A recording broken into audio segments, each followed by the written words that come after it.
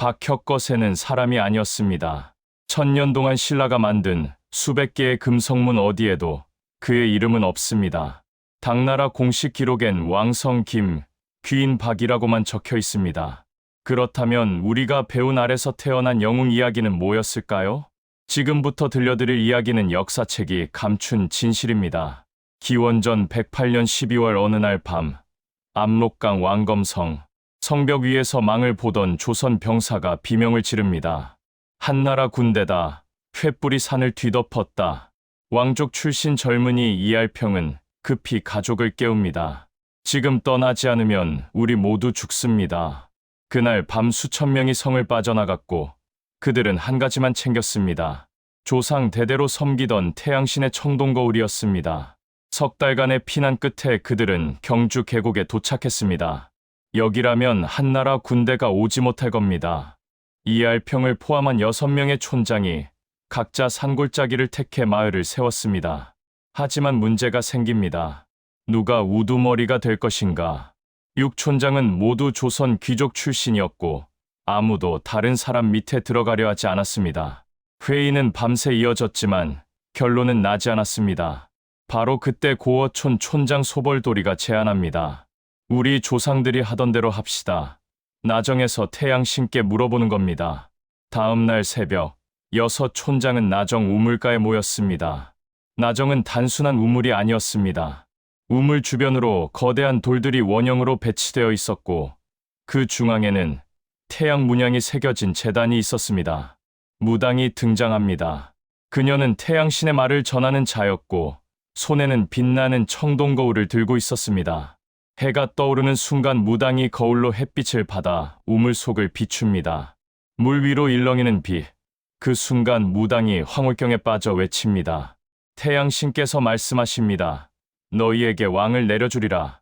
촌장들은 숨을 죽입니다. 그 왕은 하늘에서 빛으로 내려올 것이며 그의 이름은 불거누리, 밝은 세상이 될 것이다. 바로 그날부터 육촌 사람들은 태양신이 인간의 모습으로 내려올 것을 기다리기 시작했습니다. 하지만 아무도 오지 않았습니다. 왜냐하면 태양신은 하늘에 있었으니까요. 시간이 흘러 서기 450년, 경주 왕궁, 김씨 왕족회의가 열리고 있었습니다. 문제가 심각합니다. 박씨 귀족들이 반발하고 있습니다. 김씨는 17대가 돼서야 왕위를 차지한 후발주자였습니다. 박씨 원로가 대놓고 따집니다. 우리 조상은 일대부터 이 땅을 다스렸소. 김씨는 중간에 끼어든 외부인일 뿐이오. 젊은 김씨 왕족 하나가 분노합니다. 외부인이라니 우리도 조선 유민의 후손이오. 그래봤자 17대 아니오? 일대 혁거세는 박씨오. 그날 밤 김씨 왕실의 비밀회의가 열렸습니다. 왕의 측근 한 명이 교묘한 제안을 합니다. 혁거세가 박씨라는 게 문제라면 혁거세를 우리 모두의 조상으로 만들면 됩니다. 그게 무슨 소리요? 혁거세는 사람이 아니라 태양신이었습니다. 우리 조상들이 섬기던 신 말입니다. 회의실이 술렁입니다. 태양신을 역사적 인물로 만들되 그를 특정 가문의 조상이 아니라 모든 신라인의 시조로 만드는 겁니다. 그럼 박씨도 석씨도 김씨도 모두 혁거세의 후손이 되는군요. 정확합니다. 그리고 우리 김씨는 그 중에서 정통 후계자인 거죠. 계획이 시작됩니다.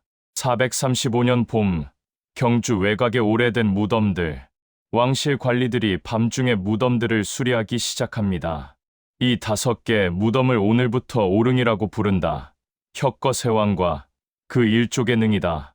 실제로 누가 묻혔는지는 몰랐지만 상관없었습니다. 487년, 나정 우물가. 대규모 공사가 시작됩니다. 이곳에 신궁을 세운다.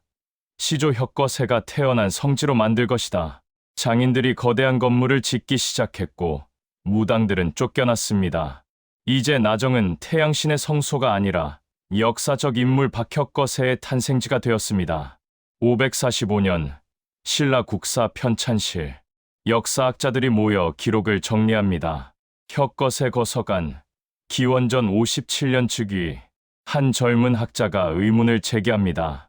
그런데 기원전 57년이라는 근거가 뭡니까? 어떤 기록에도 없는데요. 원로 학자가 차갑게 답합니다. 고구려가 기원전 37년에 세워졌소. 우리가 20년 앞서야 삼국의 맏형이 되는 거요. 하지만 그건 날조 아닙니까? 입 조심하시오. 이건 왕실의 명령이오. 그날부터 박혁거세는 공식적으로 기원전 57년에 아래서 태어난 시조왕이 되었습니다. 하지만 단순히 날짜만 만드는 것으론 부족했습니다. 사람들이 믿을 만한 이야기가 필요했습니다. 왕실 문학가들이 모였습니다. 아래서 태어났다는 설정은 어떻습니까? 고구려 주몽도 아래서 났다고 하지 않습니까? 좋소. 하지만 뭔가 더 특별해야 하오. 흰 말이 하늘에서 내려와 알을 낳는 건 어떻습니까? 오, 태양신의 상징이군요. 그리고 알이 방만하다고 해서 성을 박으로 했다고 하는 겁니다. 완벽하오. 왕비 이야기도 만들어졌습니다. 계룡이 겨드랑이로 여자아이를 낳았다고 하죠. 입술에 닭부리가 달려 있었는데 물에 씻으니 떨어졌다는 것도 넣읍시다. 두 사람이 같은 날 태어나 13세에 결혼했다고 하는 겁니다. 모든 디테일은 태양신 숭배 의식에서 따왔지만 이젠 역사적 사실처럼 포장되었습니다. 심지어 죽음 이야기도 만들어졌습니다. 하늘로 올라갔다가 시신이 5토막 나서 떨어졌다고 합시다. 그건 너무 잔인한 거 아닙니까? 아니요. 이건 농경신화요. 태양신이 죽어 땅에 묻혀 오곡이 되었다는 의미를 담은 겁니다. 그리고 큰 뱀이 시신 수습을 방해했다고 하죠. 뱀은 다산의 상징이니까요. 모든 신화적 요소들이 하나씩 역사, 기록으로 둔갑했습니다. 그로부터 50년 후인 6세기 진흥왕 시대, 왕이 신하들에게 묻습니다. 백성들이 혁거세 이야기를 믿는가? 예, 전하. 이제 모든 신라인이 우리가 삼국 중 가장 먼저 세워진 나라라고 믿습니다. 박씨 귀족들의 반발은 없습니다. 오히려 그들도 혁거세 시조묘에 제사를 지내러 옵니다. 왕이 만족스럽게 웃습니다. 좋아. 이제 우리는 하나가 되었구나. 그리고 실제로 그랬습니다. 박씨든 석씨든 김씨든 모두가 하나의 조상 태양신 혁거세를 섬기게 되면서 신라는 단단하게 뭉쳤습니다. 새로운 왕이 즉위할 때마다 반드시 시조묘에 가서 제사를 지내는 전통이 생겼고, 이건 신라가 망하는 935년까지 단 한 번도 빠지지 않고 이어졌습니다. 거짓말이 천년왕국을 만든 겁니다. 자, 정리하겠습니다. 박혁거세는 기원전 108년 고조선에서 남한 유민들이 섬기던 태양신이었습니다. 5세기 김씨 왕실이 왕권을 정당화하려고 태양신에게 이름을 붙였습니다. 박혁거세. 그리고 날짜를 만들었습니다. 기원전 57년, 435년 오릉조성, 487년 신궁건립, 545년 국사 편찬을 거치며 신은 사람이 되었습니다. 아래서 태어난 영웅담, 계룡이 낳은 왕비, 시신이 5토막난 죽음, 모두 태양신 숭배 의식을 역사로 포장한 거였습니다. 증거요? 1000년간 만들어진 금성문 어디에도 박혁거세 이름은 없습니다. 버풍왕 시대 당대 기록인 천전리 각석엔 박이라는 성씨조차 없습니다. 당나라는 왕성 김, 귀인 박이라고 기록했습니다. 모든 증거가 말합니다. 박혁거세는 사람이 아니라 신이었다고. 하지만 역설적이게도 이 완벽한 거짓말 덕분에 신라는 1000년을 버텼습니다. 진실보다 강력한 건 모두가 믿고 싶어하는 이야기라는 겁니다. 그렇다면 질문 하나 드리겠습니다.